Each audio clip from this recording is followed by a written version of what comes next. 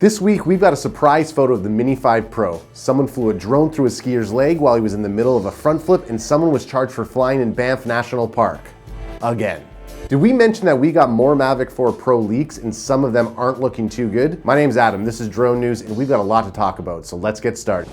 An exclusive photo of the DJI Mini 5 Pro has surfaced that shows the drone being tested in the streets of China. Hopefully not in the same place where the crash happened like we talked about last week. It looks to feature the same outer shell that we've come to know and love about the Mini series, this time with a few key differences. First, let's talk about the elephant in the room here, the prop guards. These things look massive, but why are they even there in the first place? Well, before you get up in arms, the engineers are probably just testing a new iteration of the existing guards that users can buy separately if you're just learning how to fly or want some extra protection. We can also see the drone will feature a set of bigger vents which will come in handy when flying in hotter temperatures or even when you're updating the firmware. Seriously, these things can get hot. Keep in mind, this is only the second photo that we've seen and things are probably gonna change come closer to launch date. Speaking of which, Jasper is expecting that we'll see the drone debut in August or September of this year. So really only a few months away. Kind of crazy how fast time flies, eh? The Mini 5 Pro likely won't be a massive upgrade compared to its predecessor, but from what we're hearing online, the drone will feature a set of stronger motors, LiDAR for better obstacle avoidance at night, and a bigger camera, which could be interesting. Anyways, we'll keep you up to date on the latest developments. The Mavic 4 Pro has leaked all over the internet, and unfortunately we've got some bad news as we gear up for launch day. Jasper Ellens and Quadro News shared these photos of the Mavic 4 Pro. If we sort through the plethora of marketing material, we can discover a few key details. First, there's no Cine version or ProRes video support, which is a massive bummer for creators who are looking to utilize this drone when flying for commercial purposes. Despite all the hype, the image sensors aren't physically bigger than the ones on the Mavic 3. Here's what we will likely be getting on the camera side though. The main lens looks to be a 28mm wide angle from Hasselblad that has a micro 4/3 CMOS sensor. The 70mm medium telephoto will have a 1/1.3 inch sensor, and the 168mm telephoto has a 1/1.5. What that means is that we'll be getting better low light performance and image quality on the wide angle, with the weakest lens on the drone being the telephoto. That really doesn't come as a surprise though. I mean, how often are you really going to be using a 168mm telephoto lens? Probably never. So what about the electronic ND filters that everyone was hyped about? Well, those won't be ready for launch either, but Jasper did say they are expected to arrive later in May. As for the delivery, maybe it's already something that DJI built into the drone and will grant users access through a firmware update. The RC tracking puck is gone too, but don't worry though. The standard tracking feature that we've come to know and love will still be available on the new RC Pro 2. No need to grab your pitchforks yet. It's not all bad though. The new controller has got some new features that kind of threw us for a loop if we're being honest. First off, the screen will physically be able to rotate into portrait mode, which is a first for a controller of any kind from DJI. It also powers on automatically when you open it up, and the joysticks will even stay attached and pop up with the screen. This means you don't have to fumble around with them when you're trying to get that perfect shot standing on the highway looking like a fool. The screen features a 7-inch mini LED panel, which means you shouldn't have a hard time seeing what's in front of you. Jasper also confirmed we're still getting a bump in video resolution to 6K with 100 megapixels, a gimbal that rotates 360 degrees, and of course LiDAR, so you don't need to worry about that. We're anxiously awaiting for this drone to be released, with the launch date of May 13th only being a few weeks away. A person has been fined after they were caught flying their drone inside Banff National Park. Seriously, how does this keep happening? Last week, Parks Canada traced 2 unauthorized flights inside of Banff and Waterton Lakes National Parks back to videos that were posted on social media, because that's a great idea.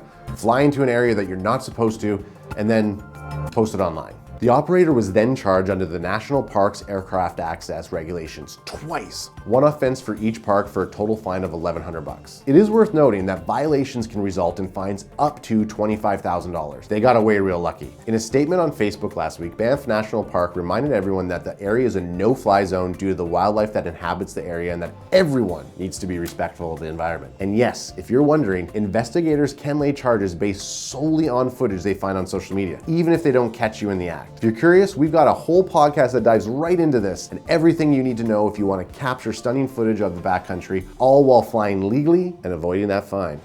Today's episode is brought to you by Coastal Drone Co., your trusted resource for drone certification in Canada and the US of A. If you're gonna pick up a new drone, you'll probably need a license to go with it. After all, you wouldn't want to get caught flying without one. We've trained nearly 20,000 drone pilots, helping them get their basic or advanced Part 107 and soon their Level 1 Complex pilot certificate, so they can fly confidently in Canada and around the world. We offer online or in-person training so you can feel confident throughout your journey as a drone pilot for fun or for for work. Wherever and however you're flying, our courses guide you through everything you need to know, so check out the links below or visit us at coastaldrone.co to take your flying to the next level. A new video is gaining traction on social media after a drone pilot did the unthinkable. Professional FPV pilot Jonas Hoffman was flying at the Swatch 9 ski and snowboard event in Switzerland and managed to fly his drone through the arms and legs of a professional skier.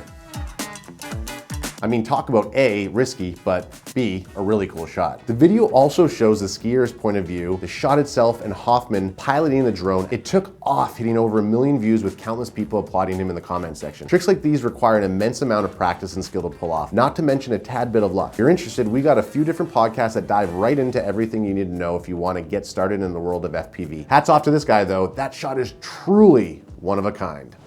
Earlier this week, DJI announced that they will no longer be providing support for Phantom 4 Pro and Phantom 4 Advanced, closing this chapter on these iconic drones. The company discontinued production of the Phantom back in May of 2018, and the service for existing models will officially end on June 1st of this year. Phantom 4 Pro owners are advised to stock up on spare parts such as propellers and batteries before the service ends for this drone. Since the Phantom series launched back in 2013, it quickly became an iconic piece of gear for filmmakers and tech enthusiasts alike. Unfortunately, all good things must come to an end at some point. But change isn't always bad, right? By discontinuing support for this platform, it will likely free up space and inventory for DJI's service centers, which will hopefully decrease the amount of time you need to wait for repair. Let's be real though, they're probably anticipating a fair amount of new service intakes with the release of the Mavic 4 Pro, especially after what happened last week. I mean, you wouldn't want to get your hands on a shiny new Mavic, take it out on a first flight, crash, and then be told you have to wait 2 months for repair. If you already own one of these drones and are in need of a repair after June 1st, you're gonna have to take it to your local hobby store or find a tutorial online. Farewell, Phantom 4 Pro,